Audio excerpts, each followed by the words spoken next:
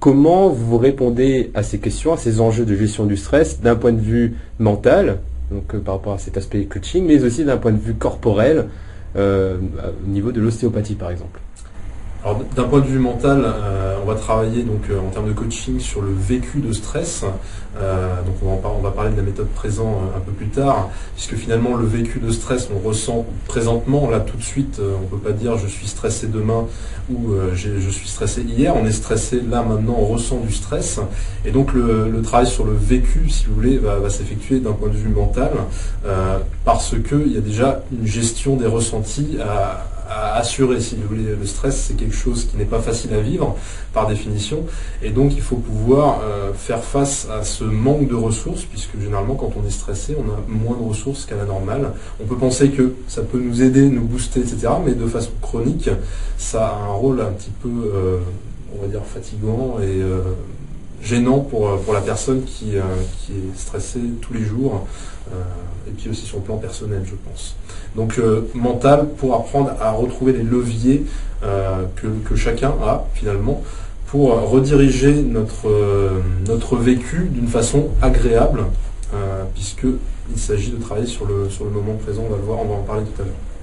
Voilà, et après l'approche qu'on peut avoir notamment par les ostéopathes sur le physique, donc ça va être déjà dans un premier temps de lever toutes les tensions qui vont avoir tendance à exacerber le phénomène de stress et à du coup diminuer les capacités de concentration, d'avoir vraiment une affection sur les capacités cognitives d'une personne. Mais ça va être également de pouvoir donner des conseils, c'est-à-dire qu'on remarque que chez les personnes stressées,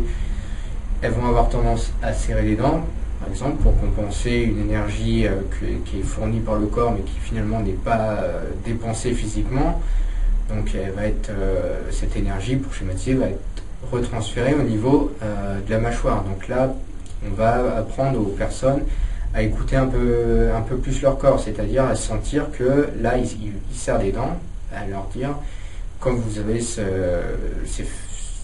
ces phases où vous serrez les dents, vous pouvez détendre un peu la mâchoire et comme ça éviter d'avoir des contractures après au niveau cervical plus tard.